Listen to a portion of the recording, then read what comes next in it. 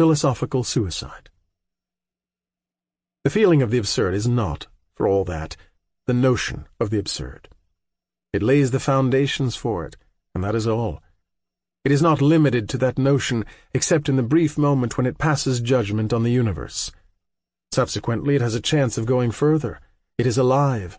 In other words, it must die or else reverberate. So it is with the themes we have gathered together. But there again, what interests me is not works or minds, criticism of which would call for another form and another place, but the discovery of what their conclusions have in common. Never, perhaps, have minds been so different. And yet we recognize as identical the spiritual landscapes in which they get underway. Likewise, despite such dissimilar zones of knowledge, the cry that terminates their itinerary rings out in the same way. It is evident that the thinkers we have just recalled have a common climate. To say that that climate is deadly scarcely amounts to playing on words. Living under that stifling sky forces one to get away or to stay.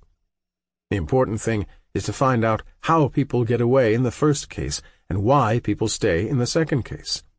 This is how I define the problem of suicide and the possible interest in the conclusions of existential philosophy. But first I want to detour from the direct path. Up to now, we have managed to circumscribe the absurd from the outside. One can, however, wonder how much is clear in that notion, and by direct analysis try to discover its meaning on the one hand, and on the other, the consequences it involves. If I accuse an innocent man of a monstrous crime, if I tell a virtuous man that he has coveted his own sister, he will reply that this is absurd. His indignation has its comical aspect, but it also has its fundamental reason. The virtuous man illustrates by that reply the definitive antinomy existing between the deed I am attributing to him and his lifelong principles. It's absurd means it's impossible, but also it's contradictory. If I see a man armed only with a sword attack a group of machine guns, I shall consider his act to be absurd. But it is so solely by virtue of the disproportion between his intention and the reality he will encounter, of the contradiction I notice between his true strength and the aim he has in view. Likewise, we shall deem a verdict absurd when we contrast it with the verdict the facts apparently dictated. And similarly, a demonstration by the absurd is achieved by comparing the consequences of such a reasoning with the logical reality one wants to set up. In all these cases, from the simplest to the most complex, the magnitude of the absurdity will be in direct ratio to the distance between the two terms of my comparison. There are absurd marriages, challenges, rancors, silences, wars, and even peace treaties. For each of them the absurdity springs from a comparison.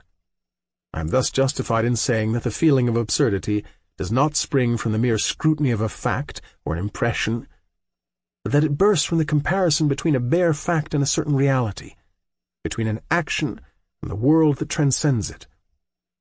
The absurd is essentially a divorce. It lies in neither of the elements compared. It is born of their confrontation. In this particular case, and on the plane of intelligence, I can therefore say that the absurd is not in man, if such a metaphor can have a meaning, nor in the world, but in their presence together. For the moment, it is the only bond uniting them. If I wish to limit myself to facts, I know what man wants, I know what the world offers him, and now I can say that I also know what links them. I have no need to dig deeper. A single certainty is enough for the seeker. He simply has to derive all the consequences from it. The immediate consequence is also a rule of method. The odd trinity brought to light in this way is certainly not a startling discovery, but it resembles the data of experience in that it is both infinitely simple and infinitely complicated. Its first distinguishing feature in this regard is that it cannot be divided. To destroy one of its terms is to destroy the whole. There can be no absurd outside the human mind. Thus, like everything else, the absurd ends with death. But there can be no absurd outside this world either, and it is by this elementary criterion that I judge the notion of the absurd to be essential and consider that it can stand as the first of my truths.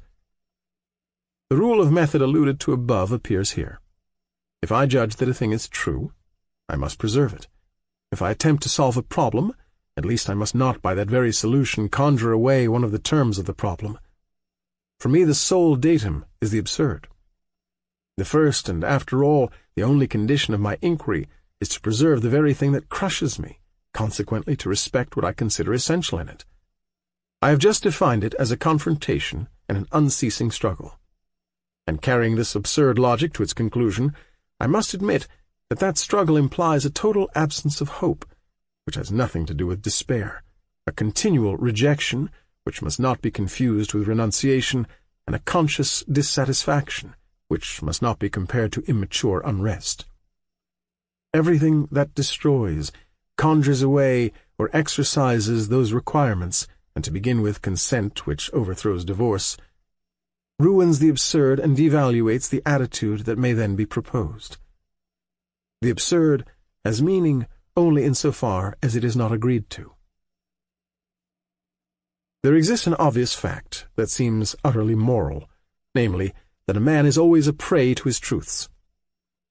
Once he has admitted them, he cannot free himself from them. One has to pay something. A man who has become conscious of the absurd is forever bound to it. A man devoid of hope and conscious of being so has ceased to belong to the future. That is natural. But it is just as natural that he should strive to escape the universe of which he is the creator. All the foregoing has significance only on account of this paradox. Certain men, starting from a critique of rationalism, have admitted the absurd climate. Nothing is more instructive in this regard than to scrutinize the way in which they have elaborated their consequences. Now, to limit myself to existential philosophies, I see that all of them without exception suggest escape. Through an odd reasoning, starting out from the absurd over the ruins of reason, in a closed universe limited to the human, they deify what crushes them and find reason to hope in what impoverishes them. That forced hope is religious in all of them. It deserves attention. I shall merely analyze here as examples a few themes dear to Chestov and Kierkegaard. But Jaspers will provide us, in caricatural form, a typical example of this attitude. As a result, the rest will be clearer. He is left powerless to realize the transcendent, incapable of plumbing the depth of experience and conscious of that universe upset by failure. Will he advance, or at least draw the conclusions from that failure? He contributes nothing new. He has found nothing in experience but the confession of his own impotence and no occasion to infer any satisfactory principle. Yet without justification, as he says to himself, he suddenly asserts all at once the transcendent, the essence of experience, and the superhuman significance of life when he writes, "Does not the failure reveal beyond any possible explanation and interpretation not the absence but the existence of transcendence?" That existence which, suddenly and through a blind act of human confidence, explains everything, he defines as the unthinkable unity of the general and the particular. Thus the absurd becomes God, in the broadest meaning of this word, and that inability to understand becomes the existence that illuminates everything. Nothing logically prepares this reasoning. I can call it a leap. And paradoxically can be understood Jasper's insistence, his infinite patience devoted to making the experience of the transcendent impossible to realize. For the more fleeting that approximation is, the more empty that definition proves to be, and the more real that transcendent is to him, for the passion he devotes to asserting it is in direct proportion to the gap between his powers of explanation and the irrationality of the world and of experience. It thus appears that the more bitterly Jaspers destroys the reason's preconceptions, the more radically he will explain the world. That apostle of humiliated thought will find at the very end of humiliation the means of regenerating being to its very depth. Mystical thought has familiarized us with such devices. They are just as legitimate as any attitude of mind. But for the moment I am acting as if I took a certain problem seriously. Without judging beforehand the general value of this attitude, or its educative power, I mean simply to consider whether it answers the conditions I set myself, whether it is worthy of the conflict that concerns me. Thus, I return to Chestov. A commentator relates a remark of his that deserves interest. "The only true solution," he said, "is precisely where human judgment sees no solution. Otherwise, what need would we have of God? We turn toward God only to obtain the impossible. As for the possible, men suffice. If there is a Shestophian philosophy, I can say that it is altogether summed up in this way. For when at the conclusion of his passionate analyses Shestov discovers the fundamental absurdity of all existence, he does not say, "This is the absurd," but rather, "This is God. We must rely on him, even if he does not correspond to any of our rational categories." So that confusion may not be possible, the Russian philosopher even hints that this God is perhaps full of hatred and hateful, incomprehensible and contradictory. But the more hideous is his face, the more he asserts his power. His greatness is his incoherence. His proof is his inhumanity. One must spring into him and by this leap free oneself from rational illusions. Thus for Shestov, acceptance of the absurd is contemporaneous with the absurd itself. Being aware of it amounts to accepting it, and the whole logical effort of his thought is to bring it out so that at the same time the tremendous hope it involves may burst forth. Let me repeat that this attitude is legitimate. But I am persisting here in considering a single problem and all its consequences. I do not have to examine the emotion of a thought or of an act of faith. I have a whole lifetime to do that. I know that the rationalist finds Shestov's attitude annoying, but I also feel that Shestov is right rather than the rationalist, and I merely want to know if he remains faithful to the commandments of the absurd. Now, if it is admitted that the absurd is the contrary of hope, it is seen that existential thought for Shestov presupposes the absurd but proves it only to dispel it. Such subtlety of thought is a conjurer's emotional trick. When Shestov elsewhere sets his absurd in opposition to current morality and reason, he calls it truth and redemption. Hence there is basically in that definition of the absurd an approbation that Shestov grants it. If it is admitted that all the power of that notion lies in the way it runs counter to our elementary hopes, if it is felt that to remain the absurd requires not to be consented to, then it can be clearly seen that it has lost its true aspect, its human and relative character, in order to enter an eternity that is both incomprehensible and satisfying. If there is an absurd, it is in man's universe. The moment the notion transforms itself into eternity's springboard, it ceases to be linked to human lucidity. The absurd is no longer that evidence that man ascertains without consenting to it. The struggle is eluded. Man integrates the absurd, and in that communion causes to disappear its essential character, which is opposition, laceration, and divorce. This leap is an escape. Shestov was so fond of quoting Hamlet's remark, "The time is out of joint," writes it down with a sort of savage hope that seems to belong to him in particular. For it is not in this sense that Hamlet says it, or Shakespeare writes it.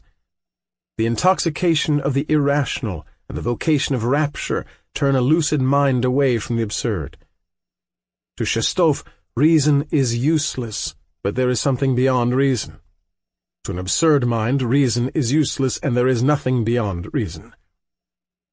This leap can at least enlighten us a little more as to the true nature of the absurd. We know that it is worthless except in an equilibrium, that it is, above all, in the comparison and not in the terms of that comparison. But it so happens that Shestov puts all the emphasis on one of the terms and destroys the equilibrium. Our appetite for understanding, our nostalgia for the absolute, are explicable only insofar precisely as we can understand and explain many things. It is useless to negate the reason absolutely. It has its order in which it is efficacious. It is properly that of human experience.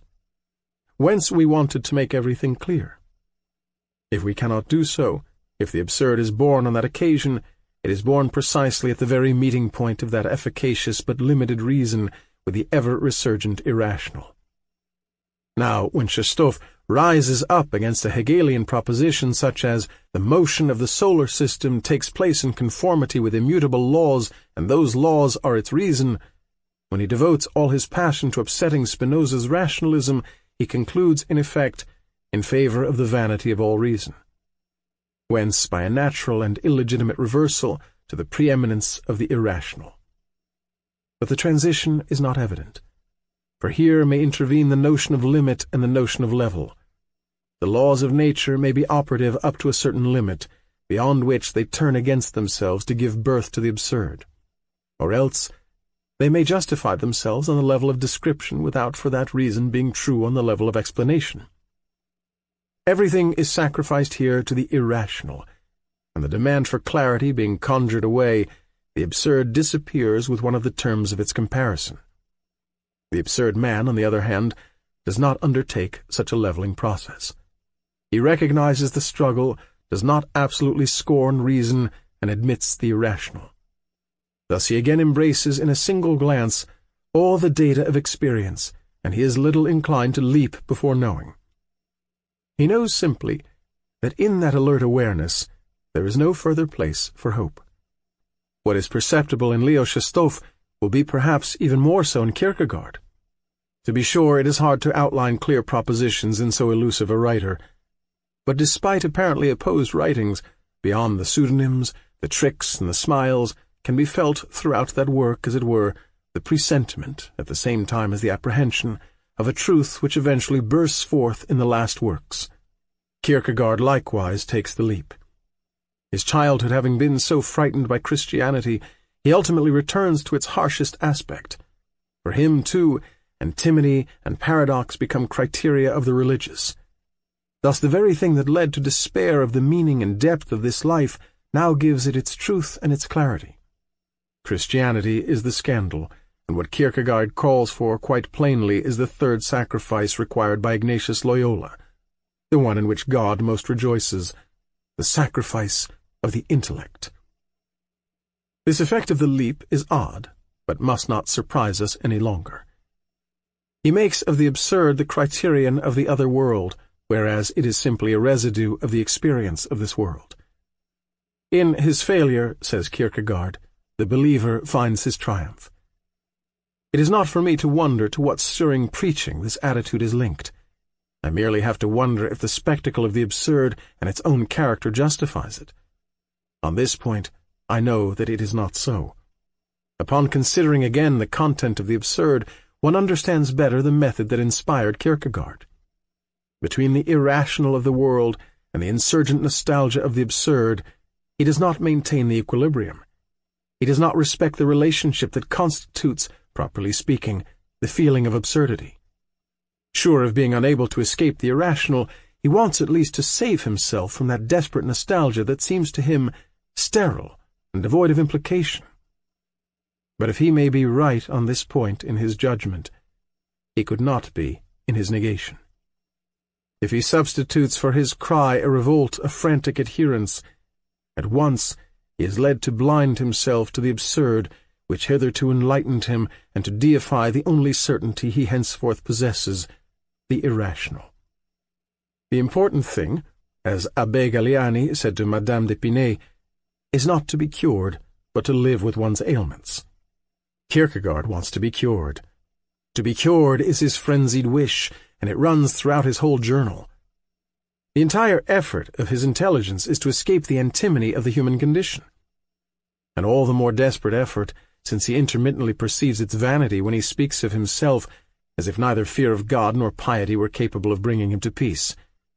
Thus it is that, through a strained subterfuge, he gives the irrational the appearance and God the attributes of the absurd. Unjust, incoherent, and incomprehensible. Intelligence alone in him strives to stifle the underlying demands of the human heart. Since nothing is proved, everything can be proved. Indeed, Kierkegaard himself shows us the path taken. I do not want to suggest anything here, but how can one fail to read in his works the signs of an almost intentional mutilation of the soul to balance the mutilation accepted in regard to the absurd? It is the leitmotif of the journal. What I lacked was the animal which also belongs to human destiny. But give me a body then. And further on, oh, especially in my early youth, what should I not have given to be a man, even for 6 months? What I lack, basically, is a body and the physical conditions of existence. Elsewhere, the same man nevertheless adopts the great cry of hope that has come down through many centuries and quickened so many hearts, except that of the absurd man. But for the Christian, death is certainly not the end of everything, and it implies infinitely more hope than life implies for us, even when that life is overflowing with health and vigor. Reconciliation through scandal is still reconciliation. It allows one, perhaps, as can be seen, to derive hope of its contrary, which is death. But even if fellow feeling inclines one toward that attitude, still it must be said that excess justifies nothing. That transcends, as the saying goes, the human scale, therefore it must be superhuman. But this therefore is superfluous. There is no logical certainty here. There is no experimental probability either. All I can say is that, in fact, that transcends my scale. If I do not draw negation from it, at least I do not want to found anything on the incomprehensible. I want to know whether I can live with what I know, and with that alone. I am told again that here the intelligence must sacrifice its pride and the reason bow down. But if I recognize the limits of the reason, I do not therefore negate it, recognizing its relative powers. I merely want to remain in this middle path where the intelligence can remain clear. If that is its pride, I see no sufficient reason for giving it up. Nothing more profound, for example, than Kierkegaard's view according to which despair is not a fact but a state, the very state of sin. For sin is what alienates from God. The absurd, which is the metaphysical state of the conscious man, does not lead to God. Perhaps this notion will become clearer if I risk this shocking statement. The absurd is sin without God. It is a matter of living in that state of the absurd. I know on what it is founded, this mind and this world straining against each other without being able to embrace each other.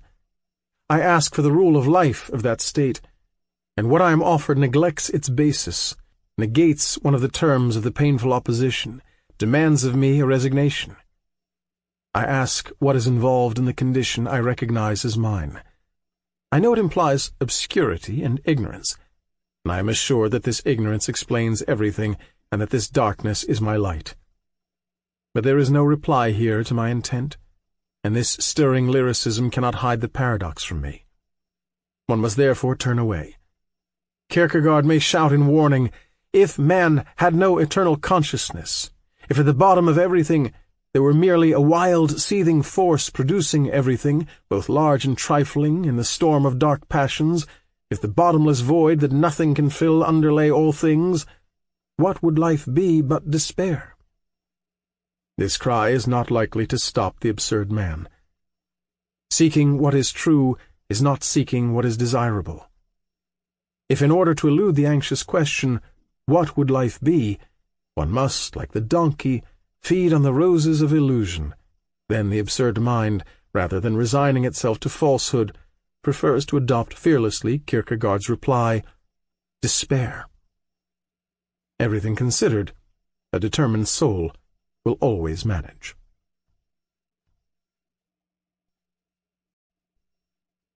I am taking the liberty at this point of calling the existential attitude philosophical suicide. But this does not imply a judgment. It is a convenient way of indicating the movement by which a thought negates itself and tends to transcend itself in its very negation. For the existentials, negation is their God. To be precise, that God is maintained only through the negation of human reason. But, like suicides, gods change with men. There are many ways of leaping, the essential being to leap. Those redeeming negations, those ultimate contradictions which negate the obstacles that has not yet been leaped over, may spring just as well. This is the paradox at which this reasoning aims, from a certain religious inspiration, as from the rational order. They always lay claim to the eternal, and it is solely in this that they take the leap.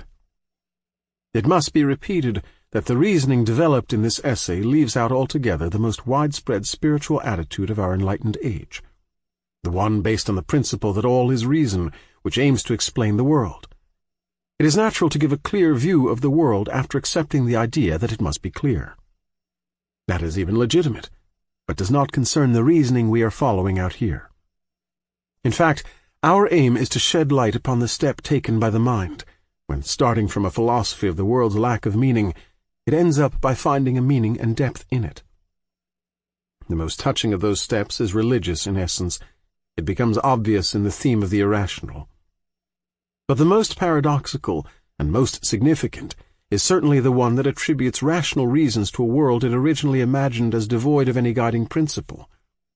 It is impossible, in any case, to reach the consequences that concern us without having given an idea of this new attainment of the spirit of nostalgia. I shall examine merely the theme of the intention made fashionable by Husserl and the phenomenologists. I have already alluded to it. Originally, Husserl's method negates the classic procedure of the reason. Let me repeat. Thinking is not unifying or making the appearance familiar under the guise of a great principle. Thinking is learning all over again how to see, directing one's consciousness, making of every image a privileged place. In other words, phenomenology declines to explain the world. It wants to be merely a description of actual experience. It confirms absurd thought in its initial assertion that there is no truth, but merely truths. From the evening breeze to this hand on my shoulder, everything has its truth. Consciousness illuminates it by paying attention to it. Consciousness does not form the object of its understanding, it merely focuses. It is the act of attention, and to borrow a Bergsonian image, it resembles the projector that suddenly focuses on an image. The difference is that there is no scenario, but a successive and incoherent illustration. In that magic lantern, all the pictures are privileged. Consciousness suspends in experience the objects of its attention. Through its miracle, it isolates them. Henceforth, they are beyond all judgments. This is the intention that characterizes consciousness. But the word does not imply any idea of finality. It is taken in its sense of direction. Its only value is topographical. At first sight, it certainly seems that in this way nothing contradicts the absurd spirit. That apparent modesty of thought that limits itself to describing what it declines to explain, that intentional discipline whence result paradoxically a profound enrichment of experience and the rebirth of the world in its prolixity, are absurd procedures. At least at first sight. For methods of thought, in this case as elsewhere, always assume two aspects, one psychological and the other metaphysical. Thereby they harbor two truths. If the theme of the intentional claims to illustrate merely a psychological attitude by which reality is drained instead of being explained, nothing in fact separates it from the absurd spirit. It aims to enumerate what it cannot transcend.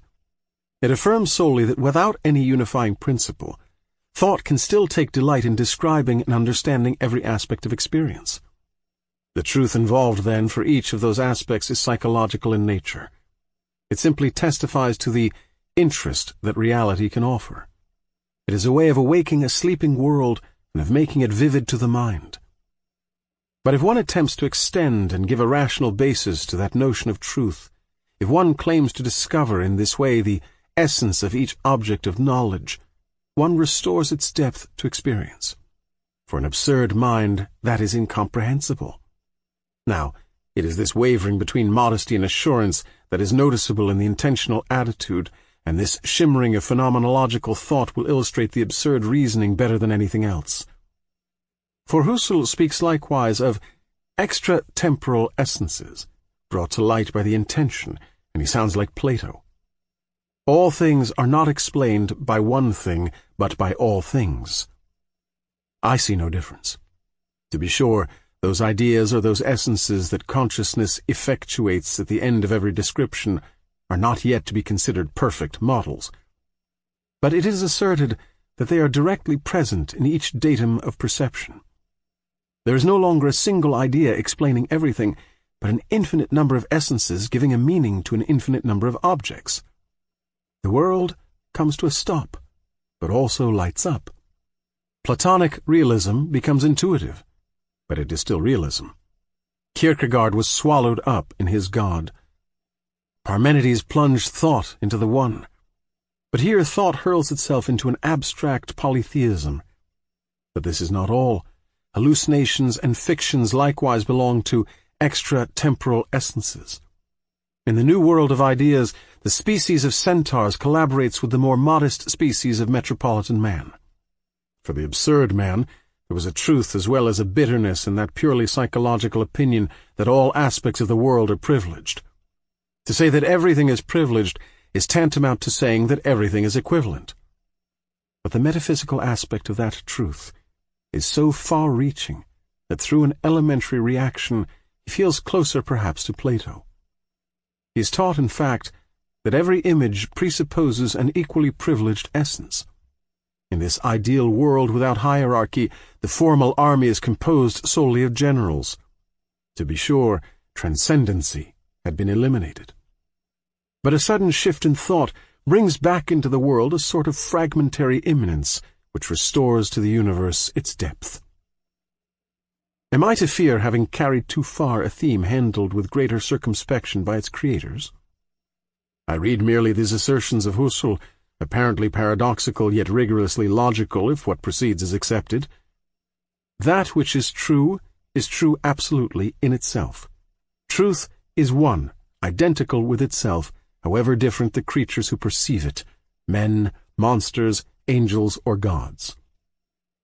Reason triumphs and trumpets forth with that voice I cannot deny. What can its assertions mean in the absurd world? The perception of an angel or a god has no meaning for me. That geometrical spot where divine reason ratifies mine will always be incomprehensible to me. There, too, I discern a leap, and though performed in the abstract, it nonetheless means for me forgetting just what I do not want to forget. When farther on Husserl exclaims, "If all masses subject to attraction were to disappear, the law of attraction would not be destroyed, but would simply remain without any possible application," I know that I am faced with a metaphysic of consolation. And if I want to discover the point where thought leaves the path of evidence, I have only to reread the parallel reasoning that Husserl voices regarding the mind. If we could contemplate clearly the exact laws of psychic processes, they would be seen to be likewise eternal and invariable, like the basic laws of theoretical natural science.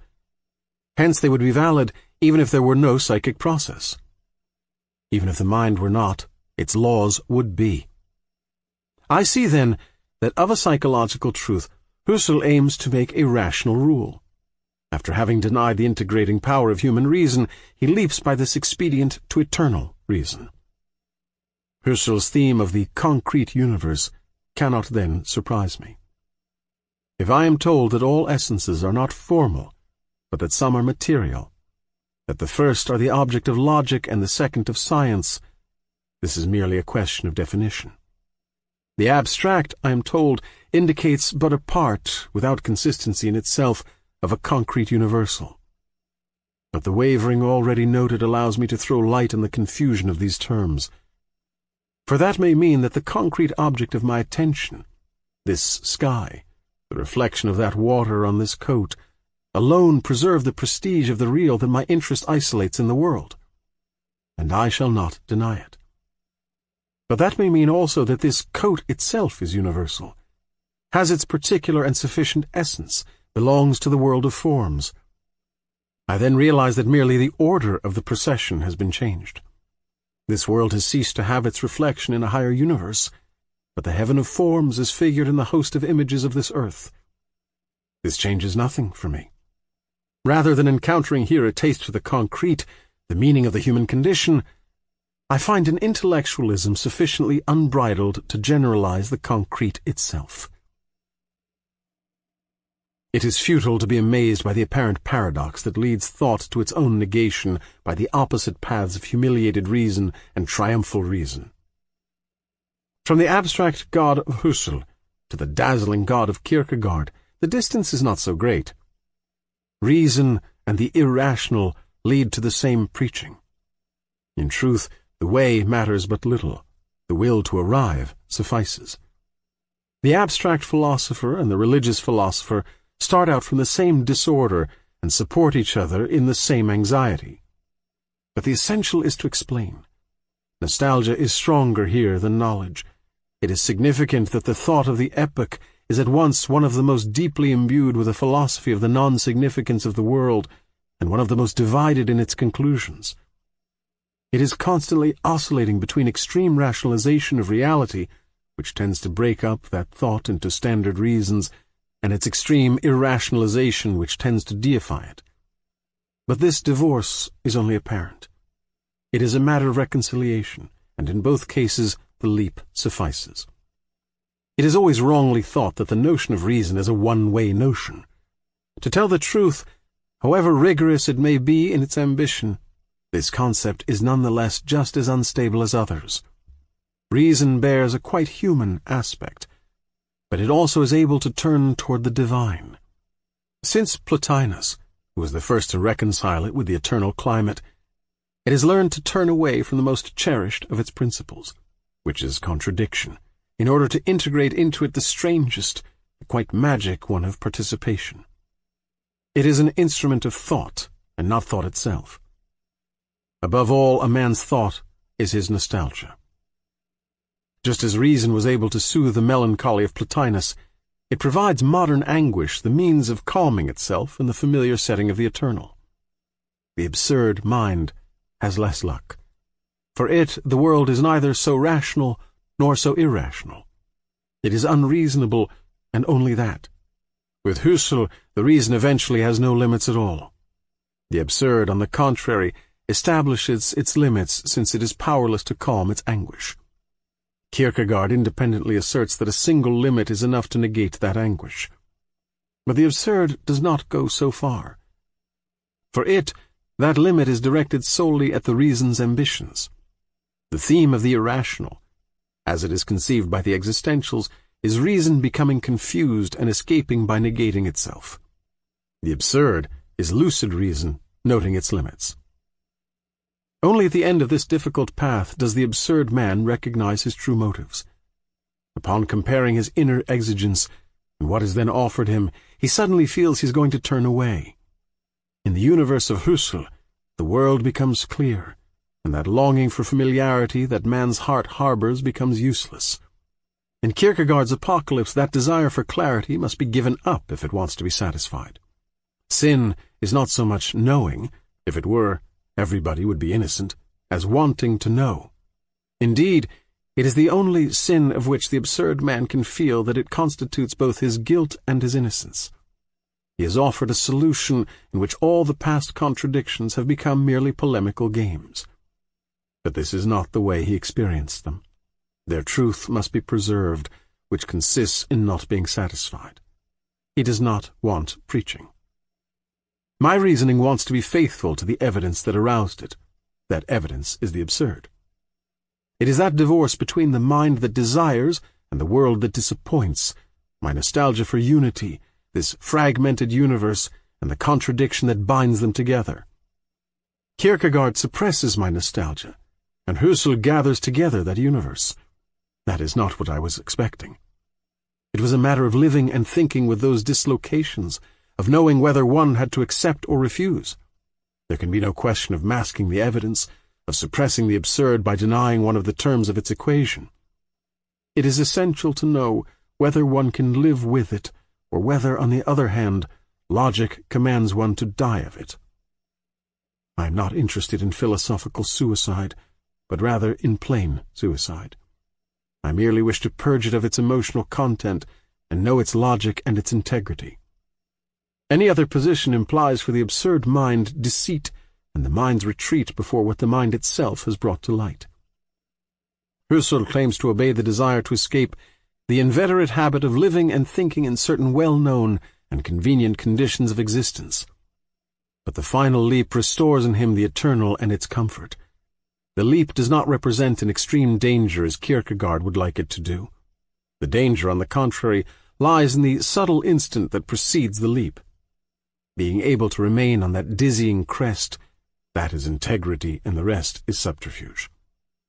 I know also that never has helplessness inspired such striking harmonies as those of Kierkegaard. But if helplessness has its place in the indifferent landscapes of history, it has none in a reasoning whose exigence is now known.